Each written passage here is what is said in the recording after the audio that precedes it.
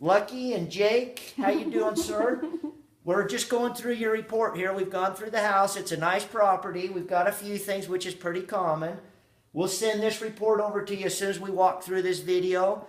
It'll have you'll get a link under Top Notch Home Inspections. It'll give you a username and password, and then you can pull this up. But as we go through at the end, there's a summary kind of just referencing everything that we noted as through the inspection report.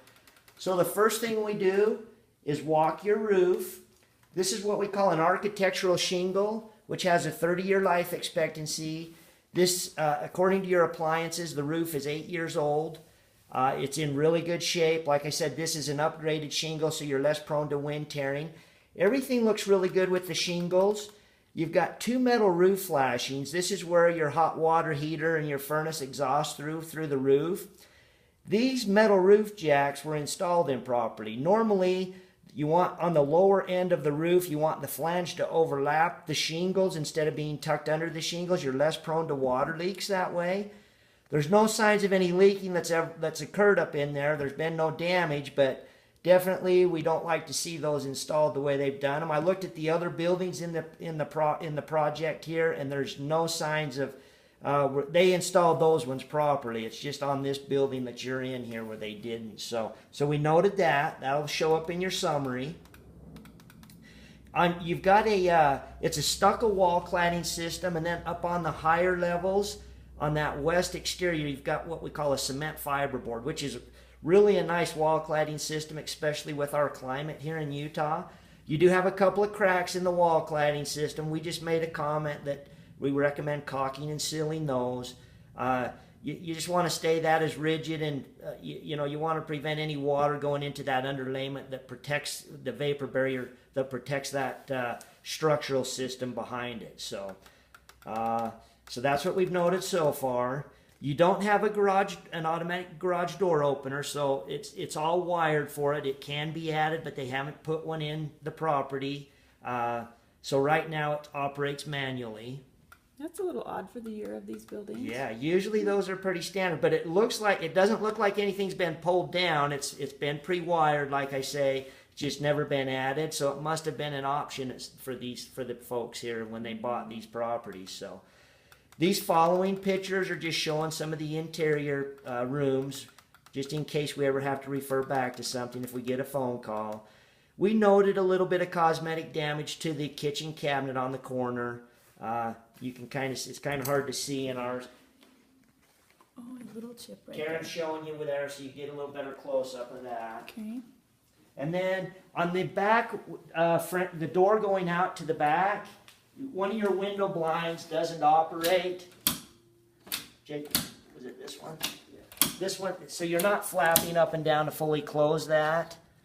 What is this? Oh, this one actually lifts and lowers, but right. we're not, that's actually not. It's catching sometimes. So you see the other side, we can actually close them off a little better. We noted it. Those are magnetized, so. Okay. And then this is a picture up in your attic.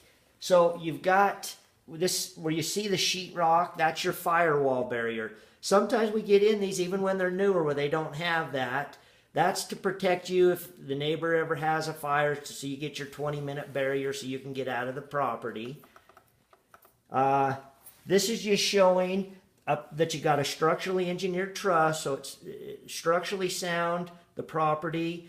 There's a good bed of insulation. I've got a better picture once we scroll through the report a little bit further, but you got 15 inches of fiberglass insulation, which is an R38, so that's still current with today's building standards. Great. Your hot water heater is the original. It's a 2009 40-gallon. It's all up to code. This little white tank up here is what we call an expansion tank, which is required now. It's seismically strapped. This is what we call an extension off your TP valve. This is located upstairs in the upper level closet. There is a catch basin with a floor drain, so everything we want to see. When we come in and do the plumbing, we turn the dishwasher on, we run all the plumbing, we let it run for about 30 minutes. We run it hard, and then Jake goes through with an infrared camera, scans everything, trying to pick up any plumbing leaks. So that was functioning properly, no leaks, provided the proper amount of heat. One thing we did note, you can see your vent pipe coming off of that. It's just the short off the top into the exhaust vent for the furnace. They combine those. But you can see it's on a little bit of a negative grade. You should have a 1/4 inch rise for every foot of venting on those. So we just noted that that needs to be supported so it's not sagging right there. And then your main water shutoff is actually in this pantry closet off the kitchen, right down here low.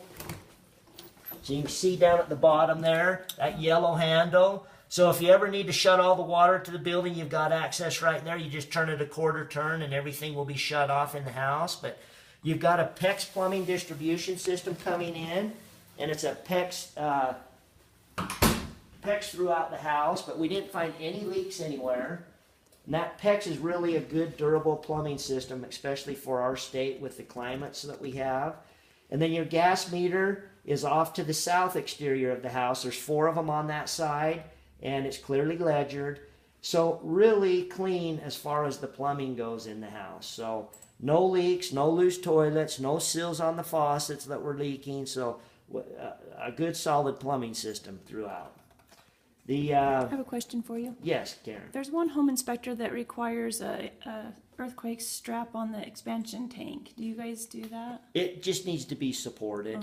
And so as long as it's supported, that's all we look for. And it is supported up there. Oh. So yeah, so that's basically just a support mechanism. And they've got that secured real well up there. So usually there's 2 things. That if it's PEX plumbing, we want to see it strapped. If it's the copper pipe coming off, that's secure enough and rigid enough where that supports it. So we usually let that go. So, Great. so yeah, so that looks real good up there. Now, as far as your electrical, Ron, this is your distribution panel. This is located out in the garage, but you can see we take the cover off and just go through all the wiring, make sure you got the proper gauge wire going, the proper size breaker. There's no safety issues in the panel whatsoever. And then we go through every one of your outlets, make sure they're all wired properly, that your GFIs, which are required by anytime within 6 feet of water, trip and reset. Everything looked fantastic with all the electrical. You've got your smoke detectors in the bedrooms, carbon smoke combinations in the main floor hallway and the upstairs. They're all hardwired. Your main shutoff is on the north exterior. It's a 100 amp supply, so not an issue at all with any of the electrical. So that's in great shape.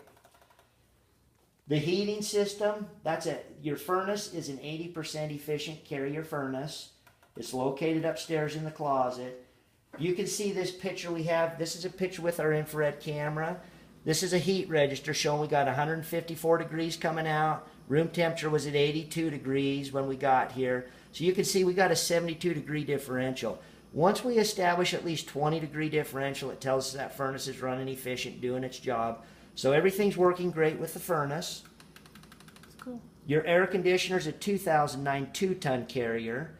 We do that same test with that. You can see now the cold air is coming out at 45 degrees, room temperature at 82 degrees. So we're just shy of 40 degrees there. So that's working great. One thing you're going to notice in this property, you've got one thermostat. And sometimes when we get our hotter days, you're going to find it's very difficult to keep those upstairs bedrooms cool with the one heating system and one cooling system. You'll kind of learn how to adjust those a little bit by shutting your heat registers off on the, or your cooling registers off on the main floor during the summertime and try to direct a little more of that cooling to the upstairs. But as far as the system and the functioning of the product that you have in here, it's all working great. They're 8-year-old units. You usually figure about 17 years on a furnace and air conditioner, so you should still have good life in both of those. So that's your heating and cooling. There's a picture of the insulation we talked about. 15 inches fiberglass R38, so up to today's standards. And then we run your appliances. So you've got a Frigidaire dishwasher, and you can see from our Karen showing you that. Dishwasher. That's your dishwasher. You got a Maytag electric range and an LG micro hood. And then you've also got a fridge in here. And you've got a garbage disposal, which we ran. The dishwasher, you can kind of see in our picture, see how you got these dark blue spots? That's kind of how our infrared camera picks up the moisture, but it is actually starting to leak around the sill of the door. It's aging, so it's probably the original, but we are starting to get a little leaking around the sill of that door, so we noted that. Your range and cooktop work fine. We boiled water in that micro hood. We did make a comment that the casing around the frame on that micro hood is cracked, and so it is functioning though. Can I see that? Yeah, so if you come up closer, Karen. Oops. Sorry, it's right here. Yes, isn't it is. You know, like where you pull on this handle, you can see they busted it pulling that handle off. Oh, okay. So they cracked that door casing. Okay. So, All right. so that's what we got there, Ron. And then that's really it. So a pretty clean property. So a couple of things we got in our summary, those roof jacks. That should actually be an HOA issue, or at least, you know, have a roofer come and look at that and see what they recommend. Sometimes, you know, they'll say, let's just caulk and seal around those, but it definitely wasn't installed the way it should have been. And then you got some cracking on that exterior wall cladding out on the west exterior. Once again, that's probably another HOA issue. And you got a little cosmetic damage with the cabinets. Mm-hmm. And then that one side of your interior blinds that are built right into the glass door are a little tough to open and close. Got some down negative slope on the hot water heater piping, and then that dishwasher, and then the micro hood door. So pretty clean place. We'll shoot this over to you now. It'll come as a link, like I said. We'll put a invoice on there. Once you look it through, please, my number's on there as well. Don't hesitate to call me with any questions. And then you can either send a check, just mail it, we'll have that invoice, or you can call me with credit card information to pay. We charge $250 for the home inspection.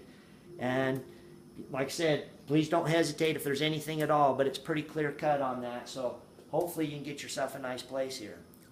Thank you. Okay, thanks, Ron.